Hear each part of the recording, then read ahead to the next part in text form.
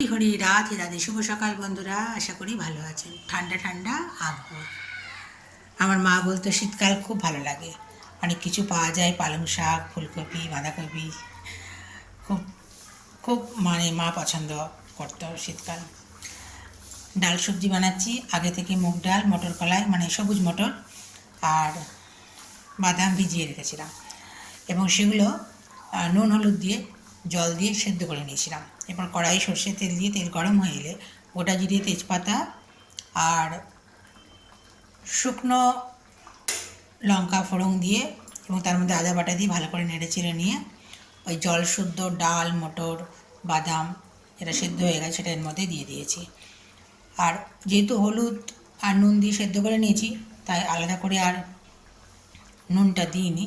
তো জলটা একটু বেশি হয়ে গেছে, শেষে একটু নুন আন্দাজে দিয়ে দেবো, কারণ আমি গোবিন্দের সেবায় লাগবে তো। আর চিনিও দিয়েছি। আর এর মধ্যে যখন ফ্রাই করছিলাম শুকনো লঙ্কা, গোটা জিরে, তেজপাতা, তখন পালং শাকটাও দিয়ে দিয়েছি।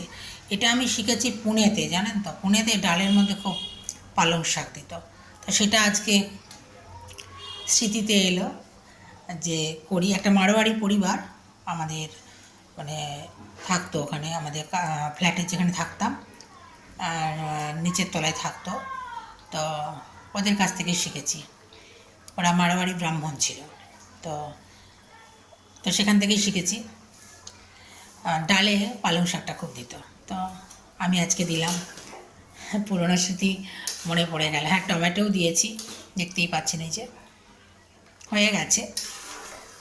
একটু জলটা সামান্য মরবে, তারপর নামিয়ে নেব। হরি হরি রাধে রাধে। রাধা রানী, রাধা রানী, শ্যামের লয়ে কাঁদো কেন? আসবো বলেছে শ্যাম, আসবো বলেছে। হরি হরি রাধে রাধে। ভালো থাকবে।